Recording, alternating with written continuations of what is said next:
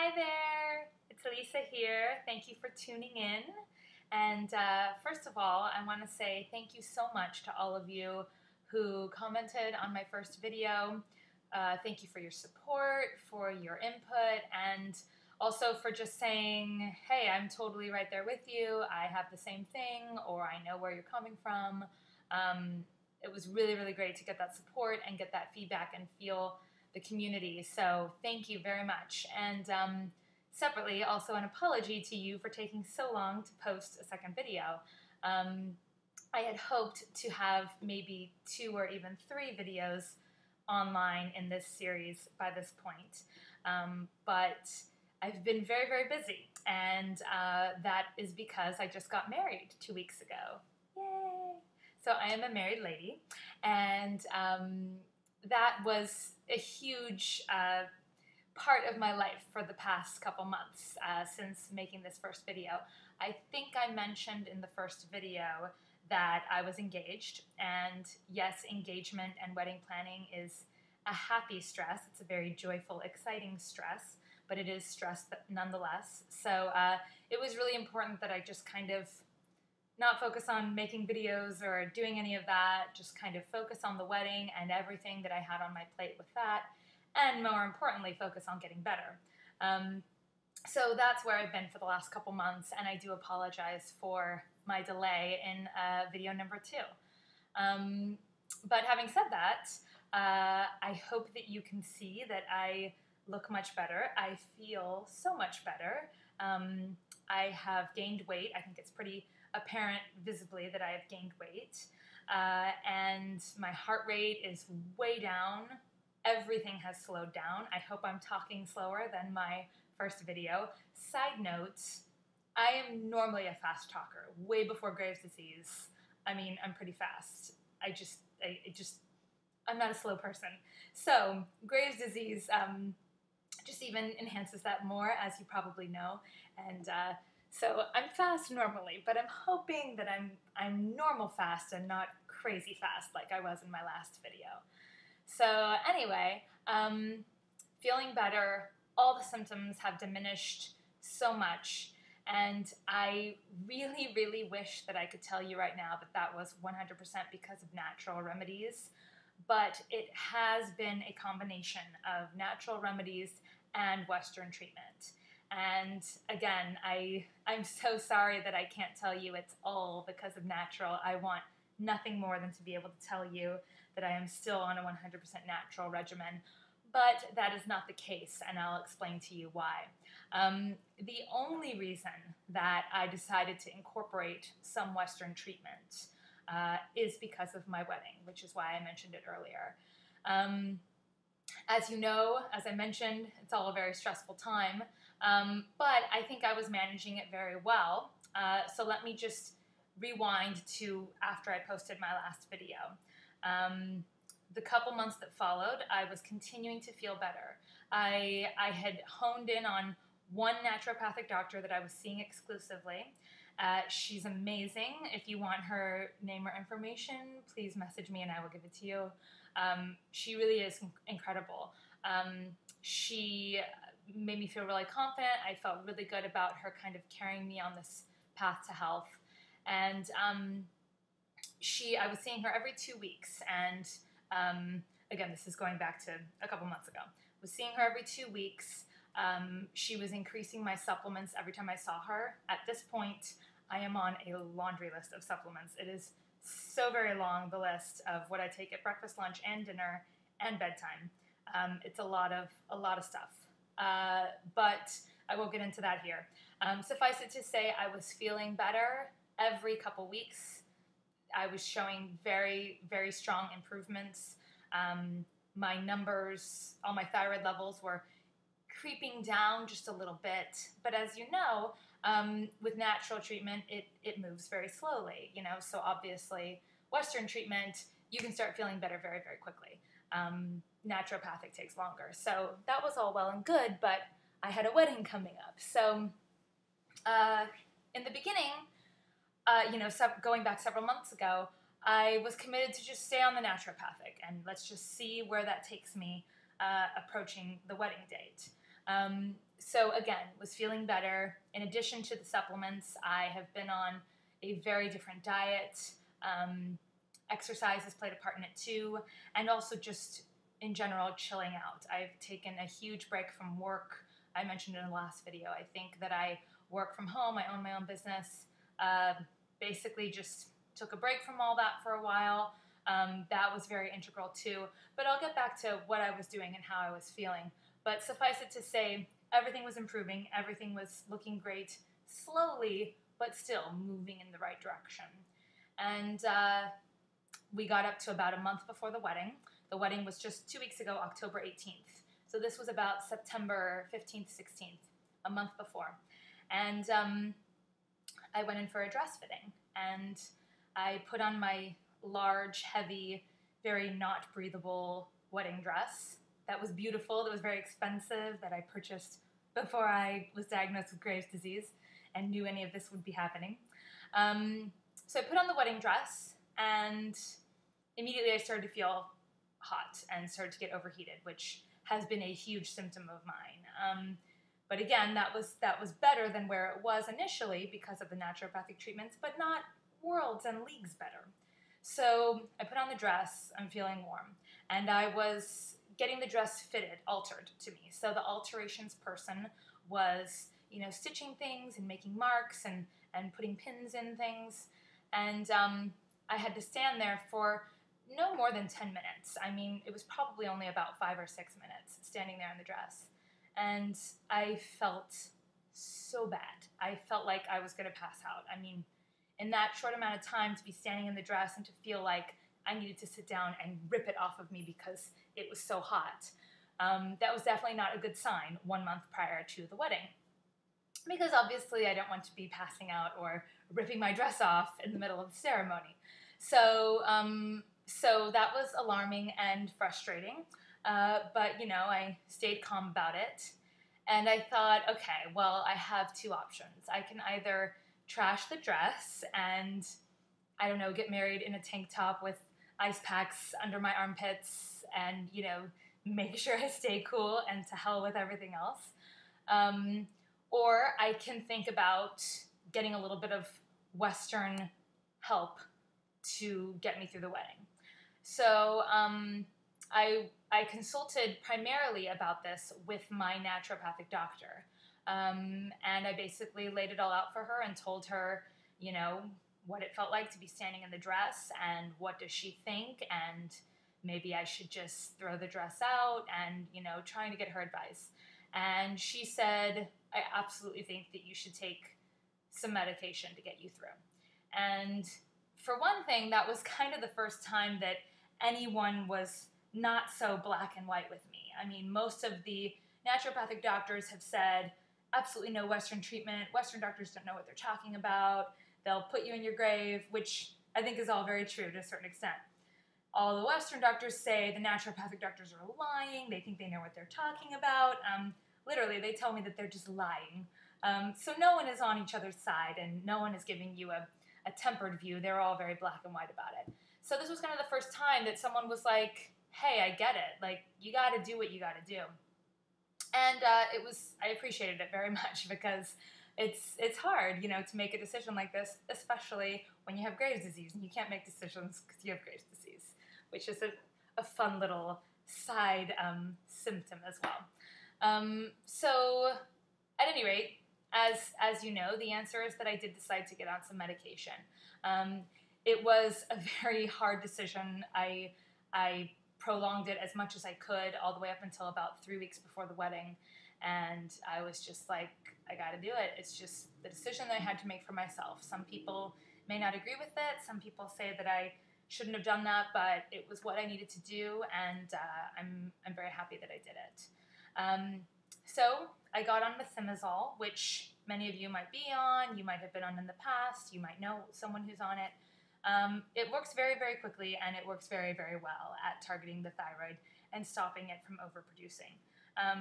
But again, I do want to communicate that I was doing so much better.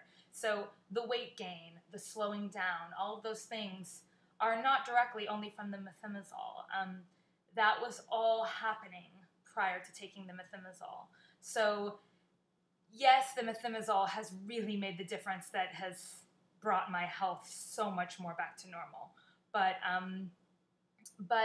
the naturopathic was very clearly working. And I definitely want to communicate that because, like I said, I'm sorry and I'm sad that I can't be an example of what the naturopathic would have really been like, because obviously it's not controlled anymore. I am taking methimazole. So at any rate, just to go back chronologically to what was going on. So started the methimazole, and happy to report that for the wedding, I was completely okay. There was about 15 minutes for the last hour of the wedding that I did get very, very overheated. Had to step outside, had to sit down, thought about taking off my dress, but I didn't do it. But it passed. I put some ice cubes and ice packs all over myself, and I got back to normal. So you know, with as good as I was feeling to have that happen, I know that if I wasn't on the methimazole, it would have been a really ugly scene, and I didn't want that for that day. So at any rate, that's what brings me to now. So it's been 2 weeks now since the wedding. I'm continuing to feel better. I am still on methimazole. It's, from what I understand from my endocrinologist, it's a relatively low dose. I communicated to him very clearly that I was still doing naturopathic and that I just needed a little bit of help. So I think I am on a low dose. I take 10 milligrams once a day. And from some of the research I've done, it looks like some people take up to 10 milligrams 3 times a day. So, so I think I'm on a more moderate dose, which I'm happy about. My thyroid levels are way down. I think I was at like a 23 at the highest for my, I don't know if it was T3 or T4, something was at a 23, and that reading has gone down to a 9, which is really great. And so you know, that's where I am now. Something else that's important to note, my naturopathic doctor, when she told me, absolutely, you should get on medication to get you through, she specifically said, nothing I am doing with you as far as your naturopathic treatment, nothing will conflict with methimazole. It won't make the methimazole less potent, it won't create more side effects, it won't do anything bad. You can continue both regimens. And that is what the endocrinologist told me too. He said, you're fine to take this and you can keep doing your supplements, keep doing your diet, keep doing all the stuff that you're doing with your naturopathic doctor. You're just basically adding the methimazole on top of that. So, so that's where I am now. Now, for the future, what does this mean? I don't really know. The Western endocrinologist wants me to stay on the methimazole for 1 year, and that's what he recommends all of his patients do. Now, of course, as you probably know, and as I mentioned in my last video, normally when you're on methimazole and then you get off of it, there's a very high chance, they say 60%, according to my doctor right now, 60% chance that the hyperthyroidism will come back, which makes a lot of sense because you're not taking the drug anymore and you haven't really fixed the problem. Now, he wants me to stay on it for a year, and he says he hopes that I'll be in that 40% minority where it doesn't come back. I strongly feel that I will be in that 40% minority because of the natural treatments. I mean, when you think about it, all that I'm doing, which I will get into about the diet, exercise, supplements, mental calming down, relaxing meditation, all of those things are so good for my immune system and my thyroid and my overall health, that it stands to reason that with all of that being pushed for the last year, and then when I remove the methimazole, I'm hoping that that is enough to keep me in that 40% that will be free of hyperthyroidism for the rest of my life. We'll see. The other option is to wean off of the methimazole more quickly, and that has always been my intent. Again, I only did this to get me through the wedding and all of the stress associated with it. I wanted to kind of have that be an untainted experience, and then to get back to focusing on things after the wedding was over. So it's very likely that I will taper off of the methimazole sooner rather than later. I have yet to have my follow-up appointment since the wedding is over with my naturopathic doctor. She is interested in weaning me off of the medication sooner rather than later. So I'm interested to see what she says next week when I go in and see what kind of a plan she proposes for weaning off of it. It might not be for a while that we start. It might be something she wants to start right away, or she may want me to stay on it for a little bit longer. So we shall see. But I plan to continue to update this video series with how I'm doing and what my decision is as soon as I make it on whether or not I'm going to taper off the methimazole soon or whether or not I'm going to stay on it for the full year as the Western doctor suggests. That decision has yet to be made. So I will definitely be updating you on that. But again, it is very, very important to note all of the improvements that did happen and that are happening, I feel, in conjunction because of the naturopathic treatment. I won't get into all the supplements because, like I said, it's a laundry list of them, and there are many key supplements that that improve thyroid health. And on top of that, there's a whole slew of other things that I'm taking. One of the tests that I had done by the naturopathic doctor was a thermography scan, which is basically where they take temperature of all different parts of your body, and they determine areas of your body that show some issues, so show signs of maybe trouble down the line or trouble in the present moment. A lot of the issues that they found from that thermography scan were in my lymph node region. She said that that is particularly related to the thyroid, but she said also that that's just the lymph nodes in general, that I had a lot of problems going on with my lymph nodes. So in addition to thyroid healing and soothing and boosting, I'm also doing a lot for my lymph nodes in that laundry list of supplements. So again, this is another reason why a naturopathic doctor, they'll thoroughly check you out. You know, they're gonna catch things that other people would not catch. And, you know, it's obviously very important. So the supplements are one thing, and it's a very huge issue and door that I will not open here. But in addition to that, things that I can tell you I'm doing are a dietary change. So that has been pretty much since I posted my last video. I had just started, or I was about to start, the diet changes, which have been huge and which I feel have made a very big difference. A few things just off the bat that come to mind. Soy is very, very bad for the thyroid, apparently. So soy has been completely out. No soy milk, no soy sauce, obviously, anything like that. Tofu, also little things, mayonnaise has soy in it. Soy is a preservative and things. So I've been really, really intense on keeping the soy away. Another important thing is gluten. I don't know if you remember from my first video, but I have celiac disease. So I already don't eat gluten. So that has been helpful because I didn't have to change that. I already had that cut out of my diet. But if you don't have celiac or you don't already have a gluten-free diet, it's very, very helpful. A lot of people with thyroid issues will tell you that a gluten-free diet has totally changed their life. So a gluten-free diet is something to definitely consider.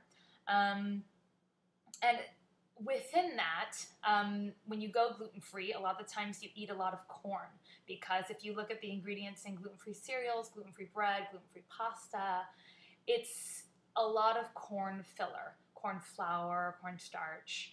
And another thing that I've had to cut out is corn. So basically she said the two evil grains for you are corn and wheat, which obviously wheat has been out, but corn is a new one that I've been really cutting back on. I've been making a lot more of my food rather than buying gluten-free products, because gluten-free products have a lot of fillers and a lot of corn and a lot of stuff that you just don't really want. So I've been making my own bread, hopefully going to start making my own pasta soon. But the biggest thing that I have changed is upping my fruits and vegetables. So you don't have to worry about gluten-free bread from the store versus gluten-free bread you make at home. when you're eating more fruits and vegetables, because there's just not as much room for the gluten-free bread. I juice now, which is a really amazing thing that I was always resistant to trying before, but it has made a huge difference, I believe. My naturopathic doctor told me you can either roast up some Brussels sprouts and asparagus and zucchini for breakfast, or you can juice. And she's like, you gotta get the veggies somewhere in breakfast, lunch, and dinner, and as many snacks as you can. So that's very, very important. Also, a decent amount of protein has been very, very important. And in addition, very significant, low sugar. So as little sugar as possible, using stevia to sweeten things. A lot of this you may already know, you may already eat this way, but it's definitely made a huge difference. I consider that I was a healthy eater before. I was already gluten-free, and I don't eat out that much. I cook more. Me and my husband are pretty good about healthy food, lots of salads, lots of veggies, but not as much as I am now. I mean, now I'm like pretty intense with it, and it has made a really big difference. So one thing that you can definitely do, whether or not you're doing RAI or medication or naturopathic or whatever you're doing, the diet is totally key, and it's going to help no matter what. I mean, you can't just do something and not think about the food you're putting in your mouth. So that's been huge. Some light exercise has also been important. With the lymph node issue that she found from the thermography scan, she said that the best thing I can do for my lymph nodes is to jump.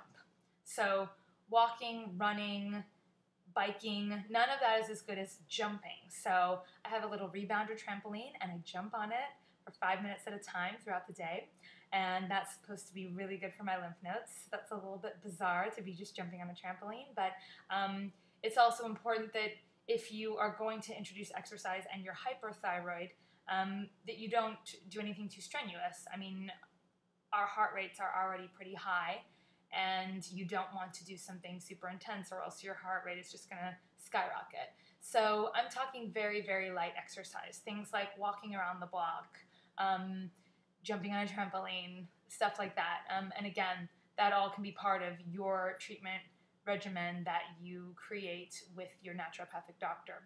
Probably the biggest thing that I've learned is that this is all customized when it comes to naturopathic treatments.